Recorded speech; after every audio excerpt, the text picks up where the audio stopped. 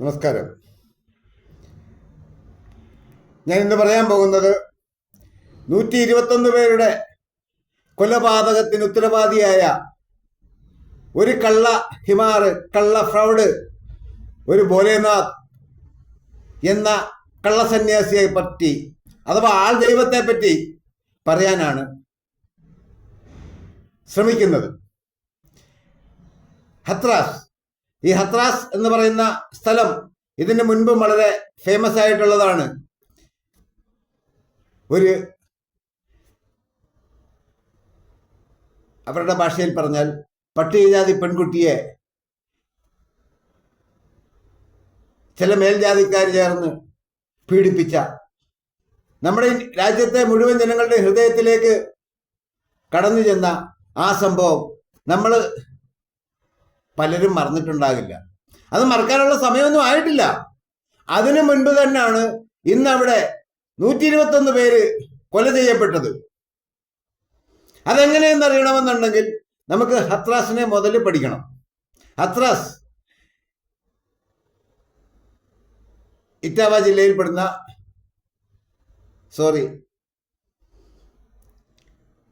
ഇറ്റാവ ജില്ലയിൽപ്പെടുന്നവനാണ് ഈ ഭോലേനാഥ്. അതുകൊണ്ടാണ് തെറ്റുപറ്റിയത്, ക്ഷമിക്കുക. ആഗ്രയ്ക്കും അലിഗഡിനും ഇടയ്ക്കുള്ള ഒരു ചെറിയ പട്ടണമാണ് ഈ ഹത്രാസ്. അതിനോട് ചേർന്ന് കിടക്കുന്ന മറ്റൊരു ചെറിയ പട്ടണമാണ് വൃന്ദാവൻ. വൃന്ദാവനെ പറ്റി നമ്മൾ കേട്ടിട്ടുണ്ടാകും. വൃന്ദാവന്റെ മഹാത്മ്യം എന്താണെന്ന് നമുക്കറിയാം. ഡൽഹിയിൽ നിന്ന് വളരെ ദൂരത്തിലല്ലാത്ത ഈ ഹത്രാസ്, ഇവിടെയാണ് ഈ ഭോലേനാഥ് എന്ന് പറയുന്ന ഈ ഫ്രൗഡ് ജനങ്ങളെ 80,000 പേര് പങ്കെടുക്കുകയുള്ളെന്ന് പറഞ്ഞ് തെറ്റിദ്ധരിപ്പിച്ച് ലക്ഷക്കണക്കിന് ആൾക്കാരെ വെറും കൃഷിഭൂമി എന്ന് പറയാൻ പറ്റില്ല, ചതുപ്പിലേക്ക് വിളിച്ചു വരുത്തിയതും ഇവന്റെ മഹാത്മ്യങ്ങൾ പറയാൻ ശ്രമിച്ചതും അതിന്റെ ഭാഗം ആയിട്ട് നടന്ന ഉന്തലും തള്ളിലുമാണ് ഇത്രയധികം ആൾക്കാർ മരിച്ചുപോയത്. ഒരു ഹിന്ദുവിനെ, ഒരു മുസ്ലിമോ ഒരു ക്രിസ്ത്യാനിയോ കൊല ചെയ്താൽ നമ്മുടെ നാട്ടിൽ ഒരുപാട് ഹിന്ദുവാദികൾ ഉയർത്തെഴുന്നേൽക്കും അവർക്ക് വേണ്ടി വാദിക്കാൻ.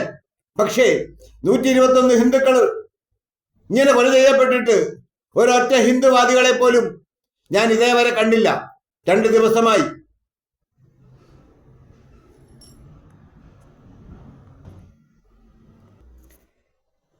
് 1964 ജനിച്ച ഈ ഭോലേനാഥിന്റെ അന്നത്തെ പേര് വേറെയായിരുന്നു. ഒരു കർഷക കുടുംബത്തിൽ ഒരു കർഷകന്റെ മകനായി ജനിച്ച, അമ്മ വീട്ടു കാര്യങ്ങൾ നോക്കി നിൽക്കുന്ന ഒരു സ്ത്രീയായിരുന്നു.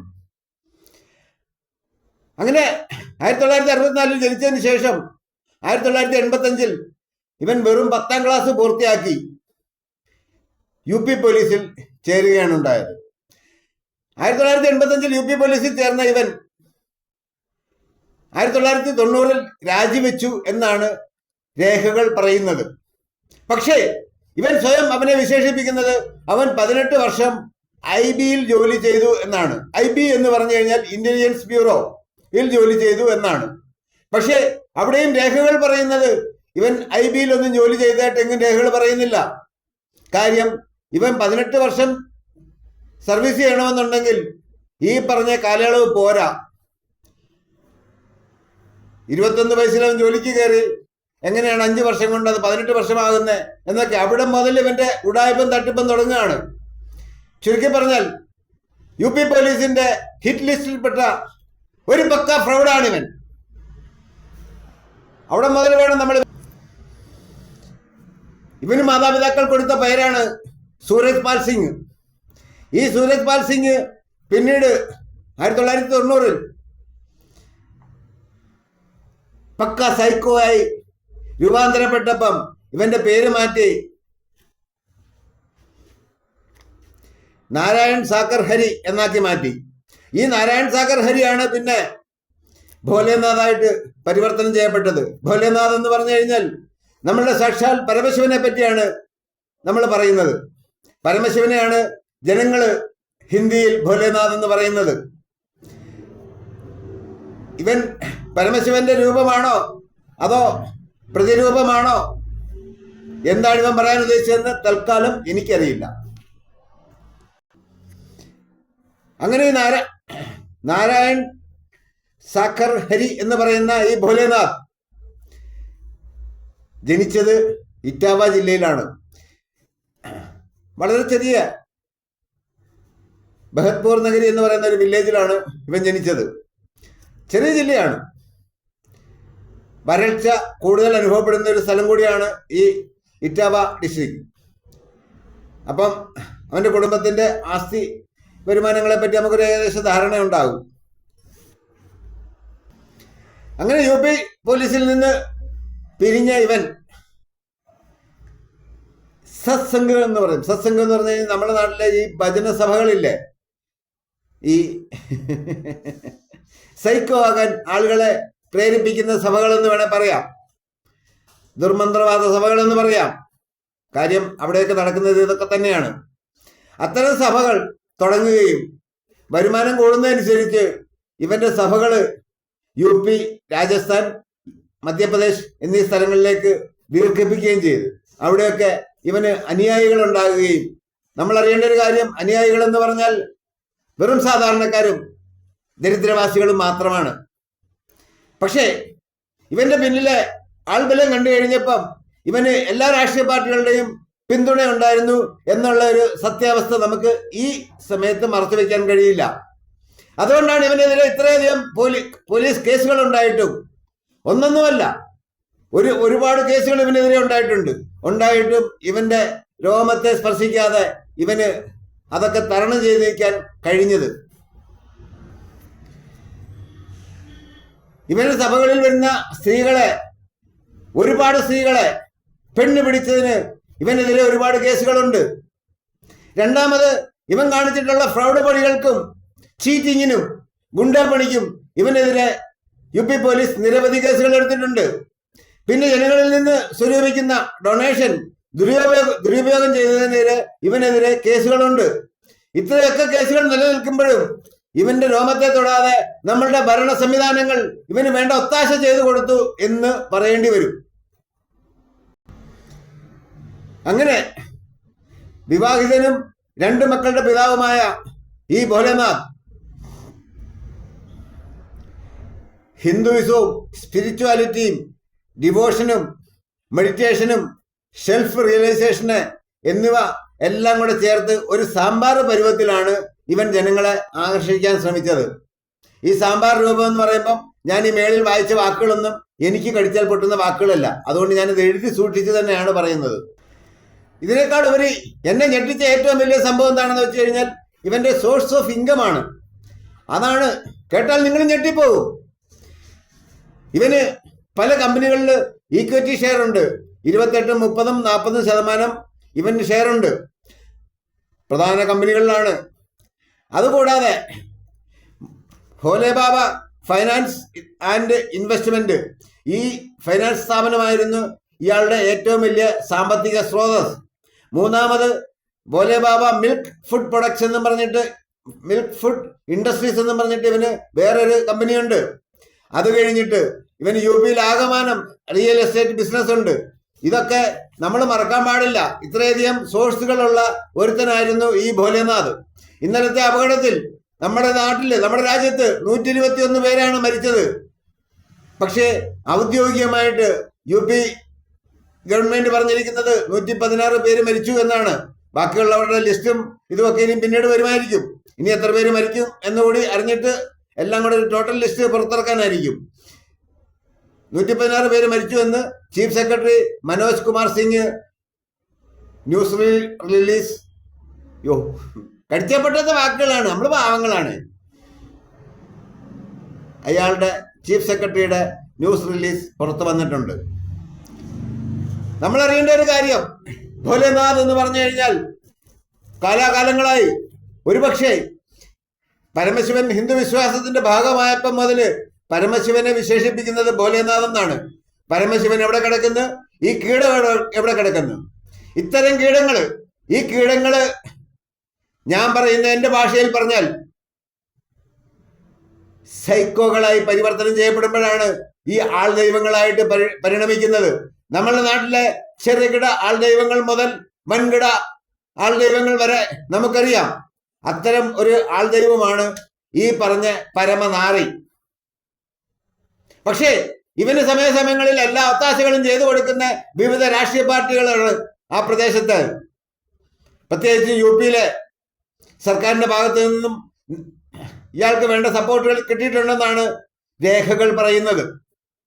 അപ്പം നമ്മുടെ രാജ്യത്ത് അന്ധവിശ്വാസം പ്രചരിപ്പിക്കാൻ വേണ്ടി ഇവന് ഒത്താശ ചെയ്തു കൊടുത്ത സംവിധാനങ്ങൾ ആരൊക്കെയാണ്? ഞാനതാണ് മുൻപ് പറഞ്ഞ, ഒരു ഹിന്ദുവിനെ, ഒരു ക്രിസ്ത്യാനിയോ ഒരു മുസൽമാനോ കൊല്ലാൻ ശ്രമിച്ചാൽ അഥവാ കൊന്നു കളഞ്ഞാൽ പോലും നമ്മൾക്ക് രോഷം അഥവാ നമ്മളുടെ കയ്യിൽ വടിവാള് വെച്ച് തരുന്ന നമ്മുടെ ഹിന്ദു മത നേതാക്കന്മാര്, നമ്മളുടെ ഉടമ്പടി കോൺട്രാക്ട് ഏറ്റെടുത്തിരിക്കുന്ന ഒരുത്തം പോലും ഇന്നേ നിമിഷം വരെ ചിപ്പോന്നും മിണ്ടിയിട്ടില്ല. അതെന്താണ് ഇവന്മാർ മിണ്ടാത്തത്? ഈ ആൾ ദൈവങ്ങളെ വെച്ചുകൊണ്ടാണ് ഇവന്മാരുടെ എല്ലാം വയറ്റിപ്പഴപ്പ് നടക്കുന്നത് എന്നുകൂടി എനിക്ക് പറയേണ്ടി വരും. എനിക്കിപ്പം വയസ്സ് 60. എന്റെ ഈ 60 വയസ്സിൽ ചെറുപ്പകാലങ്ങളിലൊന്നും ഞാൻ കണ്ടിട്ടില്ല ആൾക്കാര് കാലേലും അരയിലും കവക്കടയിലും കയ്യേലും ചെവിയേലും കഴുത്തിലും നാലിടത്തും നാനാവിധ ചരടുകൾ കെട്ടി നടക്കുന്നത്. കറുത്ത ചരട്, കളർ ചരട്, മറ്റേ ചരട്, ഇതെല്ലാം അന്ധവിശ്വാസങ്ങളുടെ ഭാഗമാണെന്ന് ഈ ജനങ്ങളെ പഠിപ്പിച്ചു കൊടുക്കാൻ സ്വാതന്ത്ര്യം കിട്ടി ഇത്രയും വർഷങ്ങളായിട്ട് നമ്മുടെ രാജ്യത്തെ ഭരണ സംവിധാനങ്ങൾക്ക്, ഭരണ നേതാക്കന്മാർക്ക് കഴിയുന്നില്ലെങ്കിൽ ഇവന്മാരെയൊക്കെ ചാണകവെള്ളത്തിൽ മുക്കിയ ചൂലെടുത്തടിക്കണമെന്നാണ് എനിക്ക് പറയാനുള്ളത്. കാര്യം, ജനങ്ങളെ ഇവരെന്താണ് പഠിപ്പിക്കുന്നത്? ഇത് 21ാം നൂറ്റാണ്ടാണ്. ഈ നൂറ്റാണ്ടിലും ഈ ഡിജിറ്റൽ ഇന്ത്യയിൽ നിന്ന് നാഴിക 40 വട്ടം പ്രചരിപ്പിക്കുന്ന നമ്മൾ തന്നെ നമ്മളുടെ ജനങ്ങളെ അന്ധവിശ്വാസം അടിച്ചേൽപ്പിക്കുകയാണ്.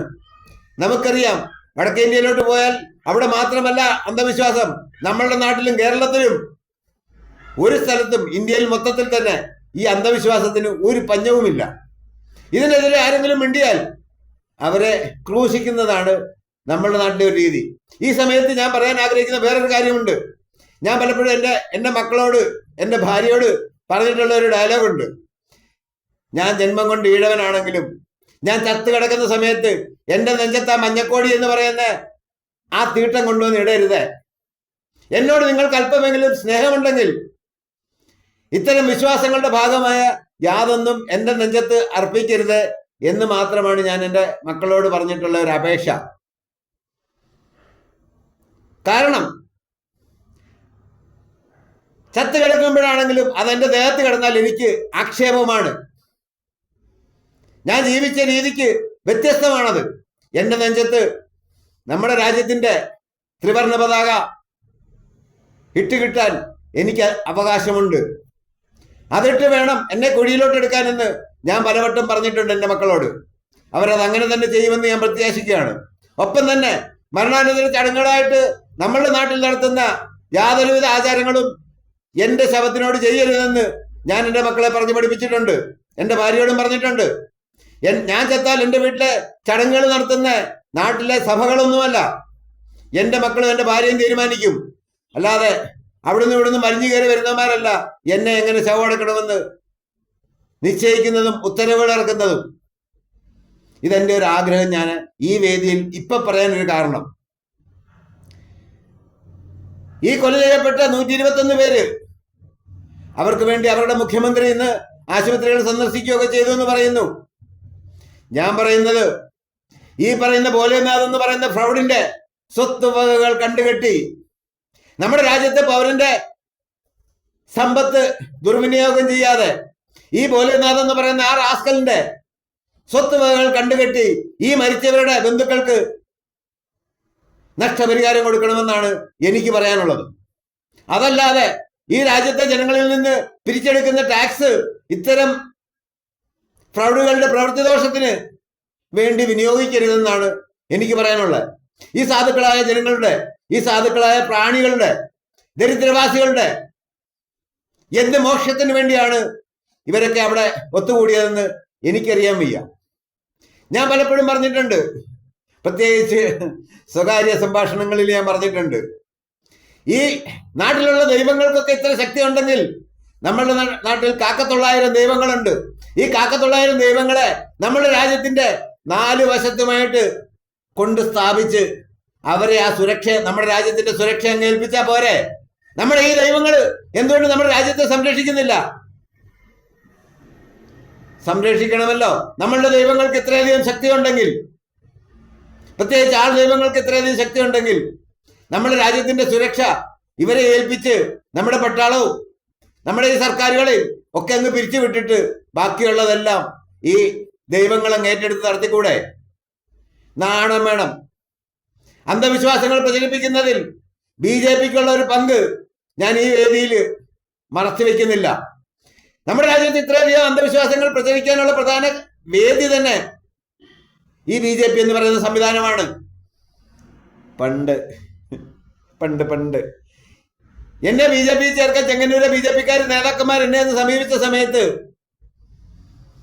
ഞാൻ പറഞ്ഞു, ചുമ്മാ നടക്കുന്ന എന്റെ കൂതി കൊണ്ടുവന്ന് ചുണ്ണാമ്പ് തേക്കരുത് എന്ന് പറഞ്ഞപ്പം ഞാൻ അറിയാതെ തന്നെ അവരെന്നെ പിടിച്ചങ്ങ് അവരുടെ കമ്മിറ്റി ചേർത്ത്. അവസാനം എന്റെ നാട്ടിലെ പൊതുശല്യമായ അമ്പലങ്ങളിലെ ക്ഷേത്രങ്ങളിലെ ഈ മൈക്ക് വെച്ച് ഉണ്ടാക്കുന്ന പോട്ടെ, ഞാനിനി ഈ വീഡിയോയിൽ അതൊന്നും പറയുന്നത് മോശമാണ്. കാര്യം 121 പേരുടെ ആത്മാവ് എന്റെ തലയ്ക്ക് മേളിൽ നിൽക്കുകയാണ്. അന്ന് അങ്ങനെ ഞാനൊരു പ്രവർത്തനം നടത്തിയായിരുന്നേ ഈ BJPയുടെ ചെങ്ങന്നൂരിലെ നേതാക്കന്മാർ എന്നോട് പറഞ്ഞ്, ഞങ്ങള് ക്ഷേത്രങ്ങൾ കേന്ദ്രീകരിച്ചാണ് പ്രവർത്തിക്കുന്നത്. കാര്യം ക്ഷേത്രങ്ങളിൽ ഇരിക്കുന്ന ദൈവങ്ങൾക്ക് ശക്തിയില്ലാത്തത് കൊണ്ട് ഈ BJPക്കാർ പോയി വേണോ ശക്തി അങ്ങോട്ട് ദാനം ചെയ്യാൻ എന്ന് ഞാൻ തിരിച്ചു ചോദിച്ചു. നിങ്ങൾ ജനങ്ങൾക്ക് വേണ്ടി പ്രവർത്തിക്കുകയാണെങ്കിൽ ജനങ്ങൾക്കിടയിൽ ഇറങ്ങി പ്രവർത്തിക്കണം, ജനങ്ങൾക്ക് വേണ്ടി പ്രവർത്തിക്കണമെന്നാണ് ഞാനെന്ന് പറഞ്ഞത്.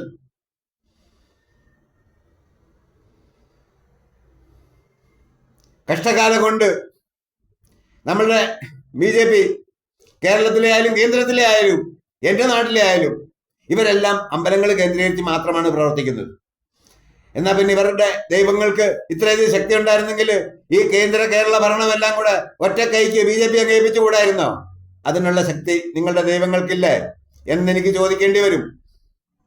എന്തായാലും നമ്മുടെ രാജ്യത്തെ പൗരന്മാരായ 121 പേര്, നമ്മളുടെ സഹജീവികളായ നമ്മുടെ സഹോദരങ്ങളായ 121 പേർ മരിച്ചു വീണിട്ട് ഒരൊറ്റ ഹിന്ദു നേതാവെങ്കിലും വാതർക്കാത്തത് എന്താണെന്നാണ് ഞാൻ ചോദിക്കുന്നത്.